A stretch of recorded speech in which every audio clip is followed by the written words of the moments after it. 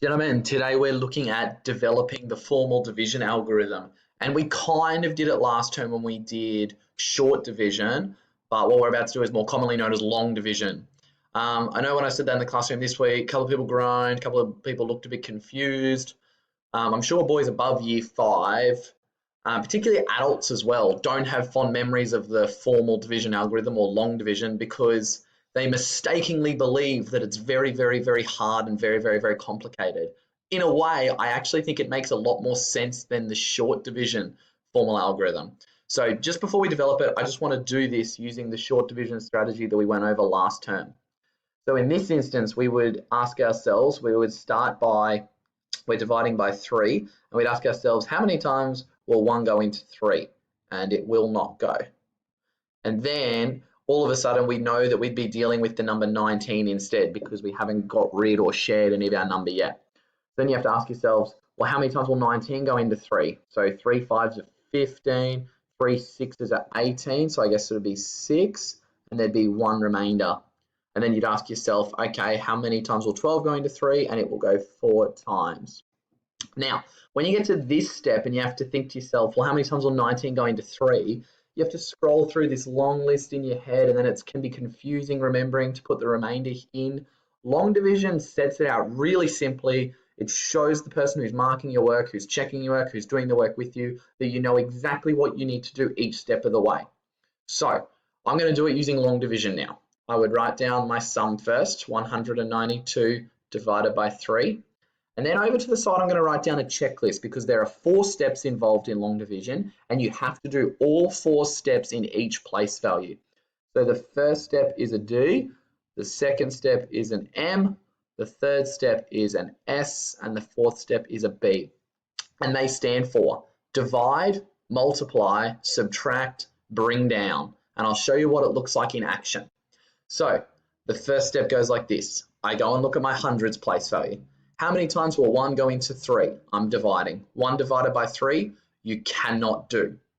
So what you then do is, and this is a bit of a funny one because we know that the answer is going to be 0 up here, but you have to ask yourself, and I'm just going to do it for this step so you can see it. After you've divided, you then multiply.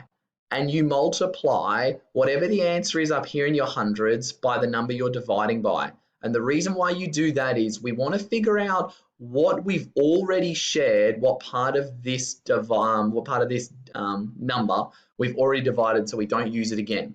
So 0 times 3 is 0. And I write the 0 down here because then step 3 is I've divided, I've multiplied. Step 3 is subtract, and you take away the number you've already got rid of.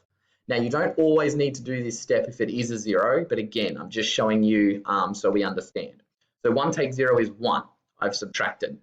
Now I bring down. And what we mean by bring down is you draw an arrow to bring this number down in line with your hundreds column. So I'm bringing my tens down.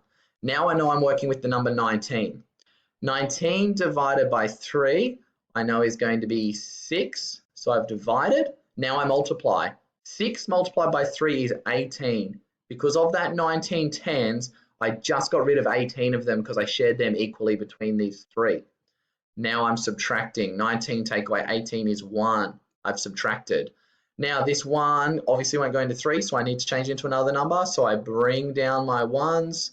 It becomes 12. And ask myself, how many times, oh, I've brought down twice already. How many times, OneNote stuffed up on me there, so I'm back. Sorry if that was a weird little jump there. So I've brought down for the second time. I'm bringing down my 2. Now I'm dealing with 12, and then I start again. I need to divide first. 12 divided by 3 is 4. I've divided. Now I multiply. 4 multiplied by 3 is 12. Now I subtract. 12 take 12 is 0. And now that I've got 0 and no other place value left, I have nothing to bring down. Once you get to 0 in long division, you are done. It looks like I've done a lot of working out, but I really haven't. Like, I've done no more than you normally do in short division, except I've shown my proof. I want to do another example that's perhaps a little bit longer to show you that it's not harder if there's more numbers, it just takes a little bit longer. So I'm going to make up a random one. If there's a remainder, I'll show you what we do with that. So I'm going to say 7,436, and we're going to divide that by 4. So step 1, I divide. So how many times will 7 go into 4? I know that it's going to go once, because 4 times 2 is 8, which is too many. I've divided. Now I multiply. 1 multiplied by 4 is 4. Now I subtract. 7 take away 4 is 3. Now I bring down. I'm going to bring the 4 from the hundreds column down here. Now I'm dealing with the number 34, and I go back to the start of my list. 34 divided by 4. Holy mackerel, that's a tricky one. 9 fours would be 36. 8 fours are 32. So I'm going to say 8. I've divided. Now I multiply. 8 times 4 is 32. Now I subtract. 34 take away 32 is 2. Now I bring down my 3 from the tens all the way down here. And I ask myself, what is 23 divided by 4? 7 fours are 28, 6 fours are 24, 5 times 4 is 20, so I've divided. Now I multiply. 5 times 4 is 20.